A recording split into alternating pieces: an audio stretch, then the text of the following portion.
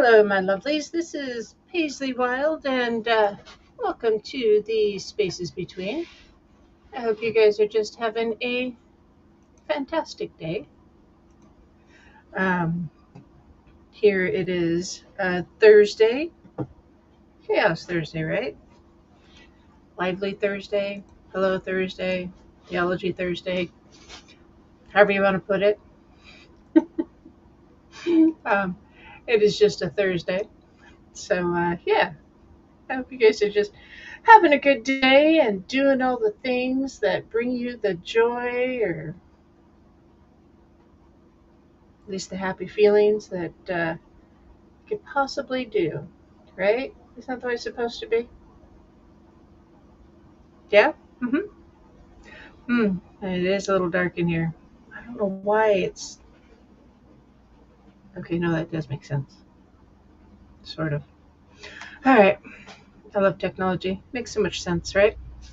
So, yes, I'm live. It's on a Thursday, and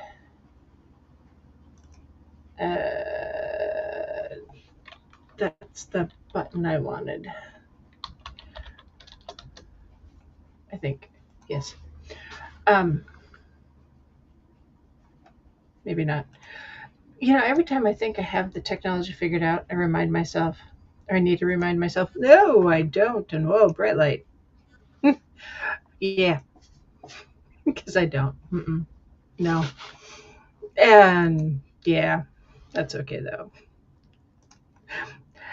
Oh, yes. Let's see. So I need to say thank you to Dobby for sponsoring me. And just remember, if you do go to Dobby, that's www.dobby.gg.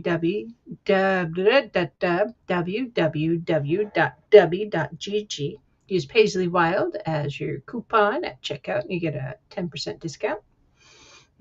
It's very good stuff. It is actually. It's really good. It's a good energy boost. Good clean energy. The stuff that we like to have, right? They use the fruit from the coffee bean, so it's the coffee cherry. Yes. And then, so I'm trying to say hello to all my things, my peoples.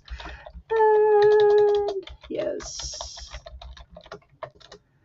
I generally try to do all this stuff before I go to the live, and I hit the wrong music, so that's on me, and I'm sorry.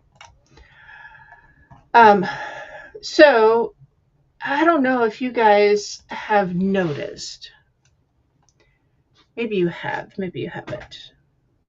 Hello, how you haven't noticed? I don't know. The whole Northern Lights, Southern Lights, the Borealis events that have been happening lately. I know that we've had them here where I'm at. I mean, I'm in North Idaho. Of course we had them here. And they were fantastic. They're for the little dab that we saw because, well, here we are in town. There's a lot of, light pollution. So, there's only so much you can do when there's light pollution. And of course, anytime there's any kind of awesome event in the sky, it's cloudy and overcast. I don't know if that's the way it is for you guys anywhere in the world. It just seems to be that way. So yes, just seems to be the way it works out. It's fantastic. Yeah. I don't know why. Solar eclipse, lunar eclipse, fantastic meteor showers. It doesn't matter. That's what happens. It straight up it has to be overcast, no matter where I'm at. And it just is. So what do? You roll with it and you just smile, nod your head, and watch the streams online, right? Because at least somebody is out there being able to enjoy the things or see the things. Mini-Me did get to see the Northern Lights, though, for the first time, which is pretty flippin' fantastic. She was totally ecstatic. And so was I, because, that's something really cool. I remember when I was her age, my dad would wake us up. We'd go outside and we'd climb up on top of the barn or the shed at the time, and we would just sit there in our snow clothes, and we would watch the Northern Lights. And so that's been a long time ago, 30, 40 years. Oof, 30 years ish. We'll just leave it at that. 30 ish, 20 ish, 30 ish. Yes. And so they were pretty darn cool, And that was just really, really fantastic. And the ability to see that was something I'll never forget, because it was awesome. And it was something that I wouldn't have been able to see if I'd been somewhere else. And then I remember one time I was with my dad and my grandfather, and we were driving in the Midwest. And I was probably 17 at the time, 16, 17. And we were in southwestern Iowa, and it was the Northern Lights, and it was the red aura of Northern Lights, and we actually drove into the aura, and it was down touching the ground, and we were within it, and that was just an insane feeling. Now, I don't know for any of you who have listened to Don Longbeard, when he was on Paranormal Portal, he and Brent experienced something similar once upon a time, if I remember right. It's been a few years again. And that was pretty fantastic also. So, it was just one of those things, it was just, that energy is just so cool. So cool. But at the same time, that's a lot of energy, right? And for those of you who are paying attention right now, there's a whole solar storm happening. There's a lot of energy coming at the earth from the earth, right? From the sun. And so as a result, there's a lot of that is pelting the earth. And what happens is that's called the KP index, right? KP. It's, what is KP? Yeah, someone's going to ask me, I'm going to say, it means the blah, blah, blah. The K index, planetary K impact index. It's just it's the used to characterize the magnitude of geomagnetic storms, right? So the index is this range, and it's a 3-hour average, if you will, of the energy levels coming from the sun to the earth. And it sounds like, okay, well, that's really basic. Well, yes, it is basic at the very low, at the low levels. It's 0 to 2, KP 0 to 2 is very weak activity. Auroras are dim, they're quiet, only visible at high latitudes. So think the up in the very northern parts of the hemisphere, if we're thinking aurora borealis. So like the polar regions, okay? And then KP3, unsettled activity, auroras are brighter, more active, and it's expanding from the poles. KP4, active activity, auroras brighter, more active. KP5 is considered a minor storm, and of course it's getting more bright and more active, increased motion, more formations. 6 is considered a moderate storm, and it is even more brighter and more active. Shocker. And then KP7 is a strong storm, and the aura is very active. 8 is a severe storm, and the aura is extremely active. It's a high visibility, extends to mid-latitudes, and you would need a KP of 8 to see a strong aurora in a location like Colorado, for instance. So if you stop and think about, where have we seen the aurora here in the U.S., for example? That's been pretty far south, right? It's been kind of cutting down in the Midwest. I have friends in Tennessee, Kentucky, that area, that have seen it. So that's pretty far south. Then KP9 is an extreme storm or the most intense activity. So why does this matter? Well, these extreme storms, solar storms, that's a lot of energy waves hitting the atmosphere and bouncing around. And it is, well, it's kind of hard on our electronics, all right? And it's hard enough that the air traffic control, those that were actually working here in the US, were diverting traffic away from the polar latitudes. So they were actually going around and not going across the pole because there's a lot of radiation coming through the atmosphere at that point. Excuse me. And so all that radiation is not good, right? And so that means with all that radiation and all that energy coming into the atmosphere, all those ions and protons and all that stuff, it trickles down through the atmosphere and it impacts people, right? And it hits us. And we soak it up because we're just sponges with personality disorders, right? And we have issues, just like emotionally distressed cats, because that's what we are. And what do we do? Because you know what? There's a lot of people right now dealing with an excessive amount of energy, and they're not sure what to do.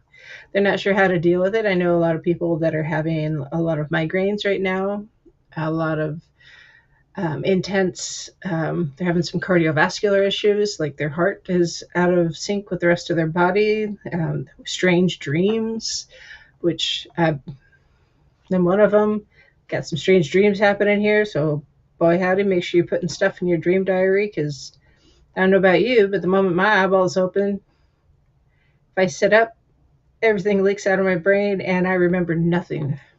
It's vexing. So, yeah, dream diary.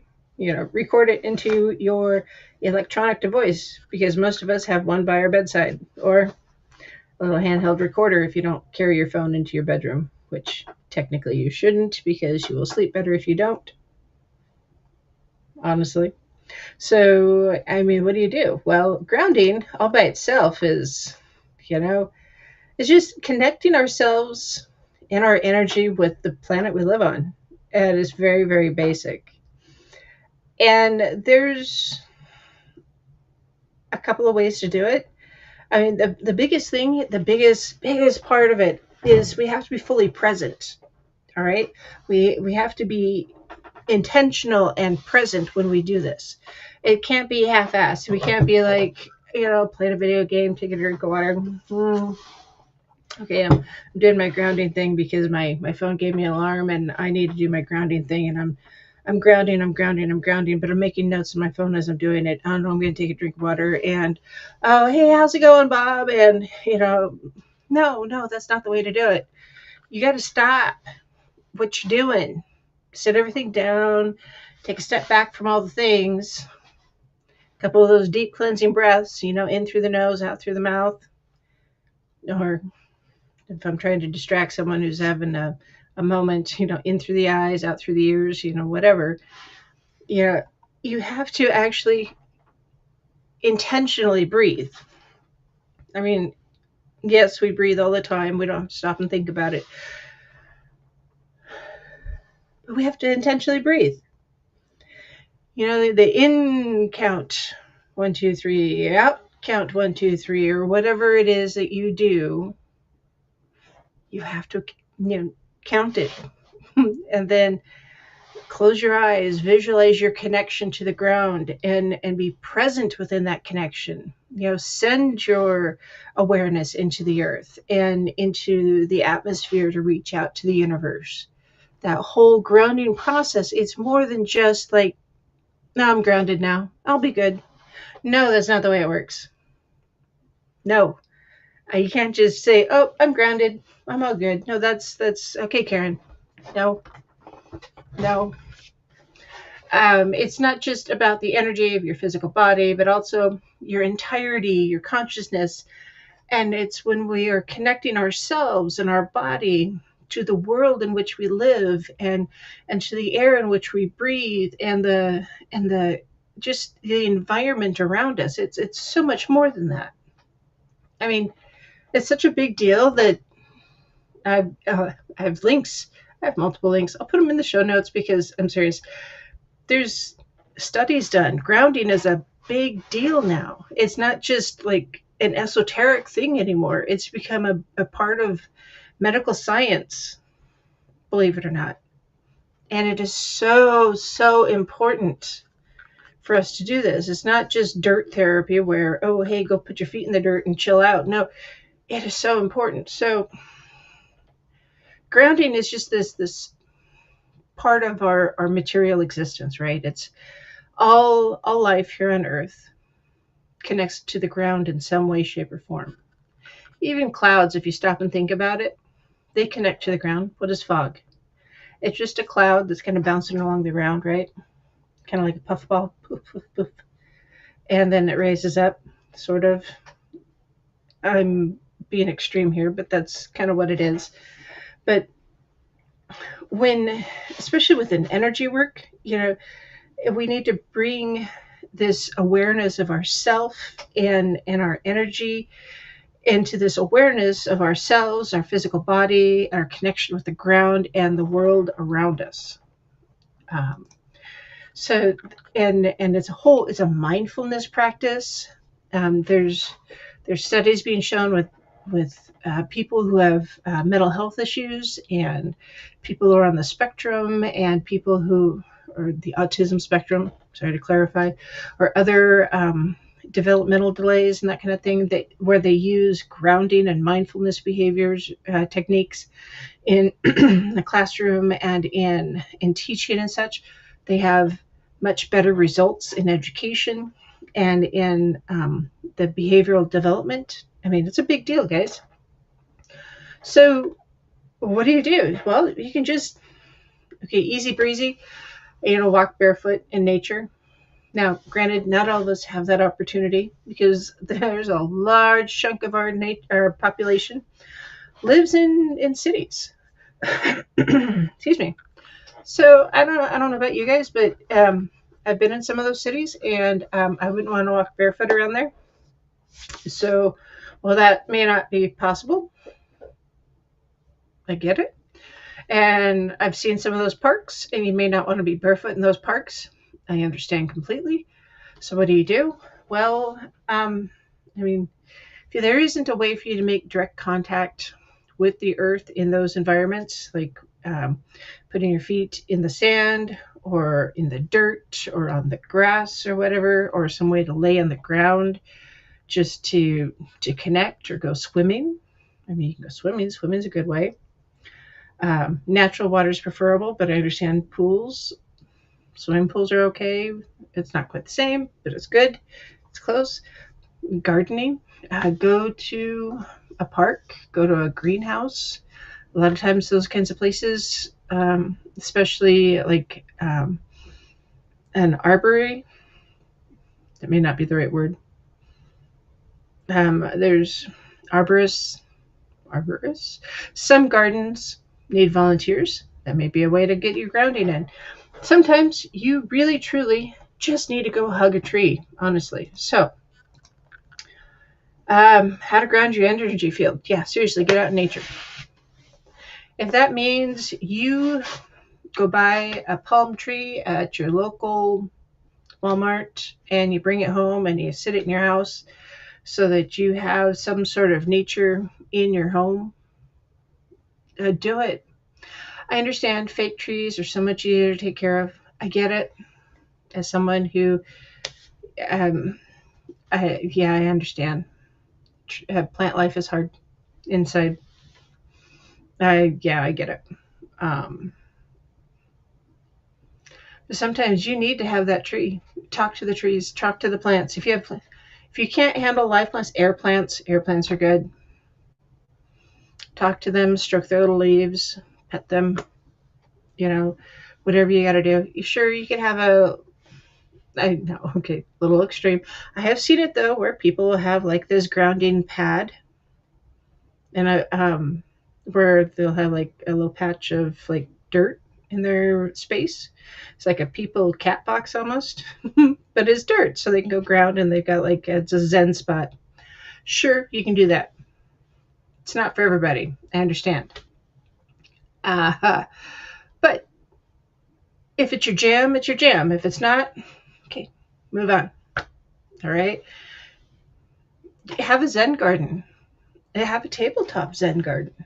You know, they've got those little bitty ones. Make one yourself. You can go get the stuff at the local dollar store, even though it's not really a dollar anymore. I get it. It's like $1.50, $5, something like that. It's strange. I get it. The not a dollar store. Yeah, that place. But or go to your thrift store, get a tray there. You can go to the yard sales, whatever. You can find all sorts of things. Make your little Zen garden to suit yourself. Put a little air plant in there. Put the different elements in there. A little jar of water, a little thing of salt, some sand, a candle. It's like, everybody's like, well, what's all this stuff? Well, it's my Zen garden. So when I get stressed, I can just draw my patterns and stuff in my Zen garden. You can draw runes to soothe yourself. And you can brush them out and then draw new ones. So it's like your little altar that's not an altar because it's your Zen garden, because you're stressed and you got anxiety because you have to deal with everything. You've got so much energy in the world. It's just driving you insane. I totally understand. And oh my gosh, and just so much going on. And oh, I've got the ADHD, and I've got the depression, I've got the anxiety, I've got this and I've got that. And what am I going to do? And hey, I've got a Zen garden. It's right here. See? Check it out. Bonsai trees. Those are good too. I love bonsai trees. I think they're awesome. I really, really do. At the same time, I feel complicated about them because they are manipulation of the natural order of things. So, yeah, I feel complicated. I'll just leave it at that. That deep conscious breathing, those deep breaths in and out and in and out and in and out. Pretend you're an opera singer. You know, get immersed in your own music, that grounding, you know. Feel the gravity. How many of you have ever tried one of those weighted blankets? Oh boy.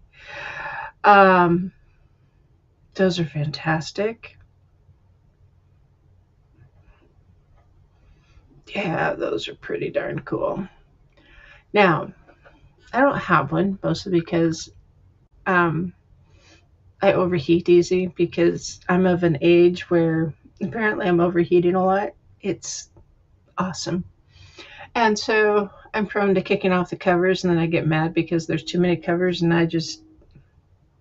we'll leave it at that. So, but I used to be like, hey, just give me all the blankets, and I would have like all these heavy quilts on top of me, and it felt fantastic. It was like the heavier the blankets were, the better I was. Well, if that isn't your jam, sometimes wearing constrictive clothes can help, like the Under Armour t-shirts. Those are good. Or tight socks, or compression socks. I like those too. Those feel good on my feet.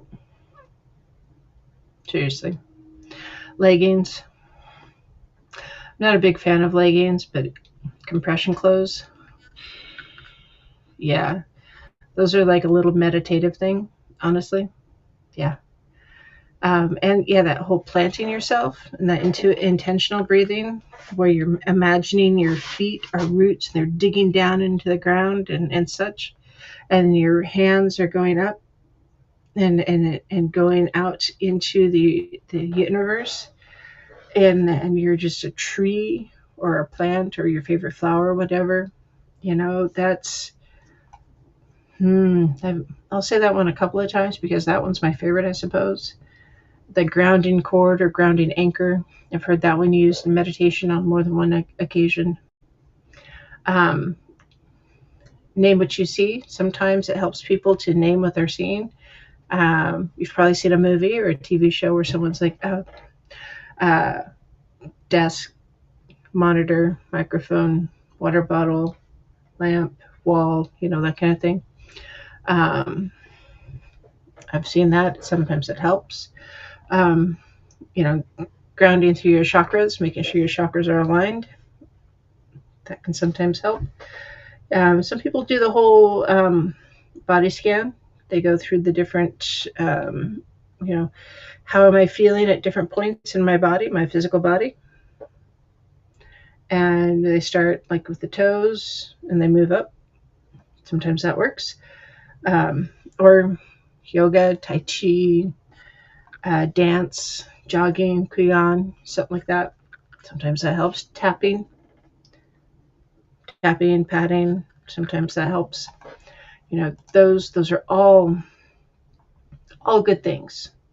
And by doing any of those things, you're grounding yourself within yourself. Now, sometimes you really do need to just release that energy, though. How do you do it? Honestly, I'll hug a tree. I have hugged a tree. And I have just let all that energy out when I've hugged that tree. I have also just put my hand over the palm of an outlet and just let all that energy bleed off into the outlet. Because it has to go somewhere. I've also just gone outside and just wherever I was and just inhaled a few times and exhaled a few times and just whatever the air was and just helped me settle. And sometimes, wash your hands and just let all the energy go down the drain. Sometimes you just gotta do it. And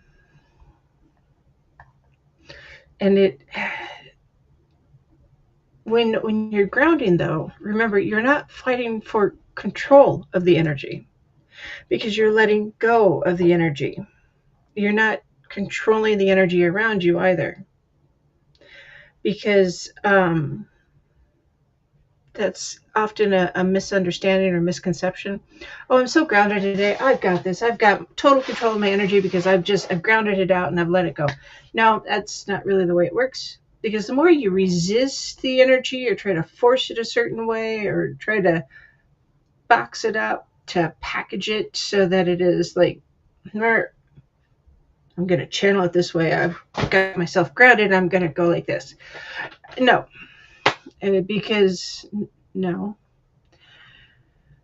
When you've grounded out your energy, basically you're saying, I've grounded out all of the stuff that I've tried to control because I know that trying to control all of the stuff is not working and is making me tense up and clench and just be totally and I'm just going to lose my ever-loving mind and it's not working. So I'm going to ground all that crap out. I'm going to let go. And I'm going to let what happened happen because that's the way you actually have control. That's the spiritual way of being in control, by letting go. And it sounds like a reverse psychology. I get it. I totally understand. But it's true. Because if you're so busy trying to hang on to everything, there's things being dropped. There's an old movie with Ron Perlman in it called Quest for Fire.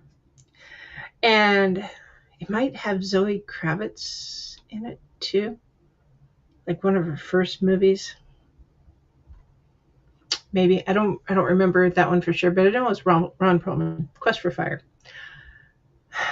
Kind of funny. Not exactly what I'd call his best work. But there's this really funny scene where they're out gathering firewood, right? And he's trying to carry all the firewood all at once. And every time he picks up a piece, 2 more fall out of his armful. And so he'll pick up one and he'll go to pick up that last piece and 2 more fall out. Because he's trying to control the entire load instead of sharing the load. He's constantly trying to pick things up and he can't do it all. He's trying to control everything and he keeps dropping something. Because he's always dropping something.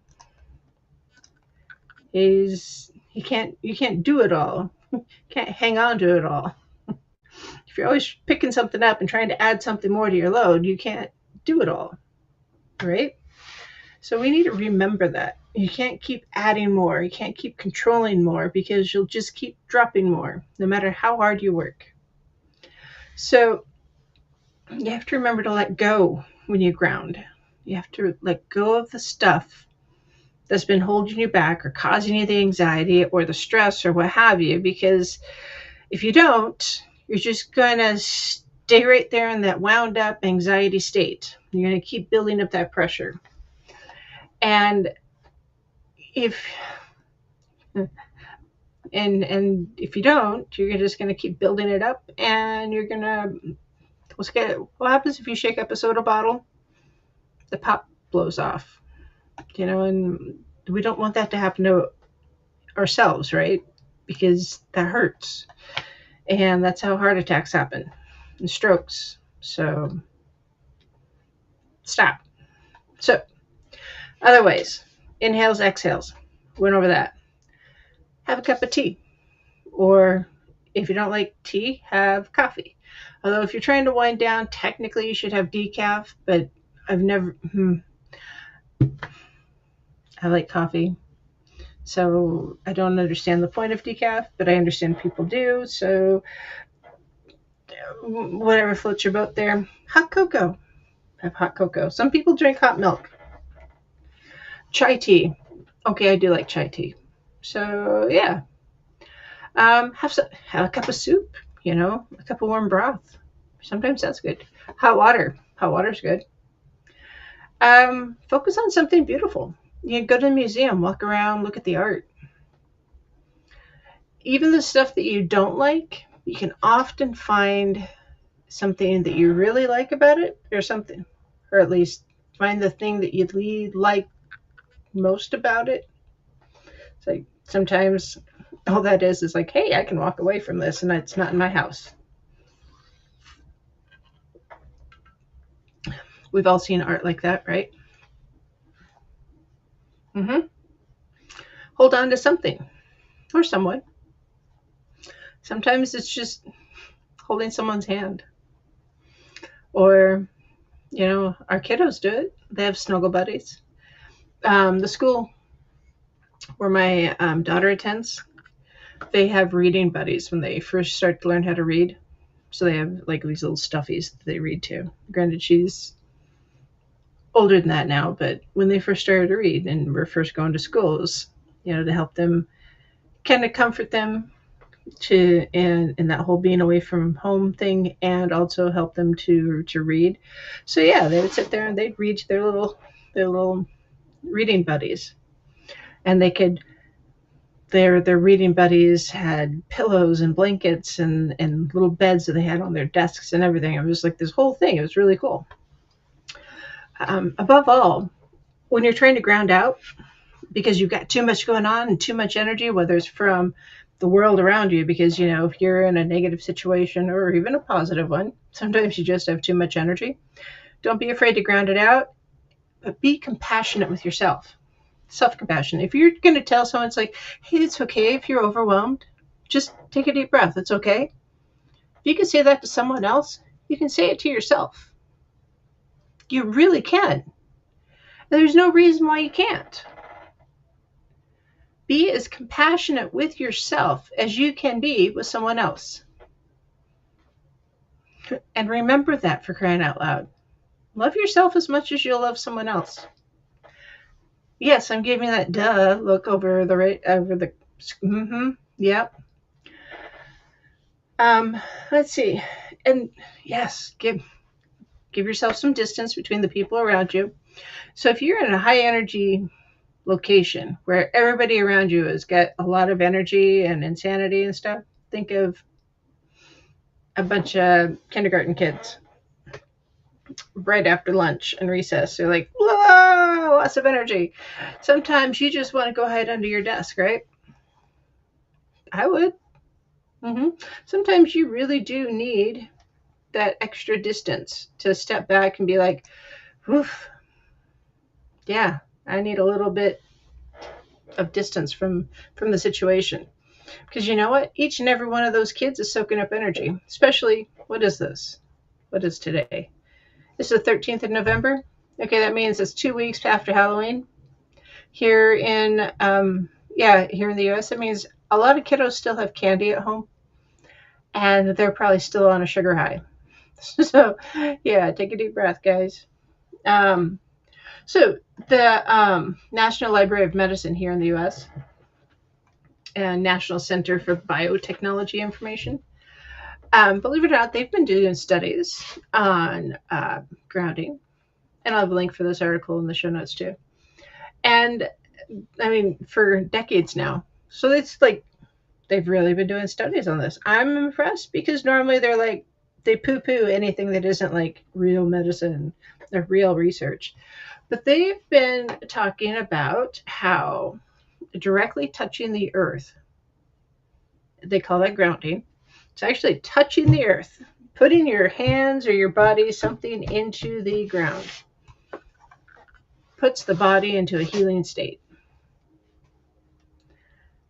Because, the natural universe conducts energy. It's known as direct current or DC. So AC current, DC current, when you are plugging things in, battery operated versus plugging something in. And so the DC current flows through everything on the planet, including animals, people, plants, surface of the entire globe. Remember in Matrix when they call Neo copper top? Yep, everything has some sort of electric current to it. And that energy is what causes the body to function. Our synapses are running on electric current. Our whole body runs on electric current. I've had a nerve conduction study. If you haven't, bless you, I'm happy. If you have to have one, I am so sorry. Oof. Nerve conduction studies are where they put electrodes on you in one place, and then they poke a needle into you and they shock you to see how fast that electric current runs through your synapses. It's fantastic to make sure everything's flowing correctly. So your whole body runs on electricity. This is how fast everything conducts. It's awesome. So that whole electric current thing, it's a big deal. It's a huge part of medicine nowadays. And so getting yourself into contact with soil in some way, shape, or form is becoming more and more recognized as a necessary thing for healing. And that grounding, that's a really good thing. Now, sometimes you really can't go somewhere to ground out because you're stuck. Maybe you're stuck in cubicle land. And if you are, I'm sorry. So what do? Well, you close your eyes and visualize that you're walking on the beach, because sometimes that's all you can do.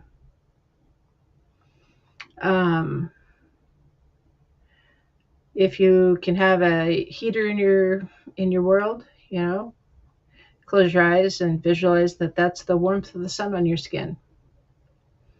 Listen, have an audio tape or something, or audio tape, or there's a lot of YouTube videos out there that'll give you the rhythm of crashing waves, or there's a lot of different YouTube videos or other videos with really great oral beats or binaural beats that'll help you to be grounded and help that energy to be released.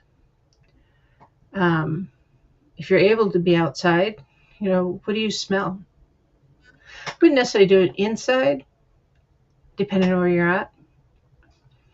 Although, if you have access to essential oils, you can pretty much create any kind of environment you want with essential oils. Yeah, there's all sorts of different grounding effects, the things that you can do to help you to ground out and help that feeling to help you stay present in day-to-day life and help with the ADHD. It's helped me some days more than others, I'll have to admit, but you know what? Every little bit helps. That's why I write notes. Sometimes it's just hard touching the note that reminds me, but Yeah, every little bit helps. And honestly, no one thing is going to work best for everybody. There is a trial and error. This is why you have to do your notes and try to figure out what it is that's going to work best for you, because yeah, not all of it's going to be not all of it's going to be right.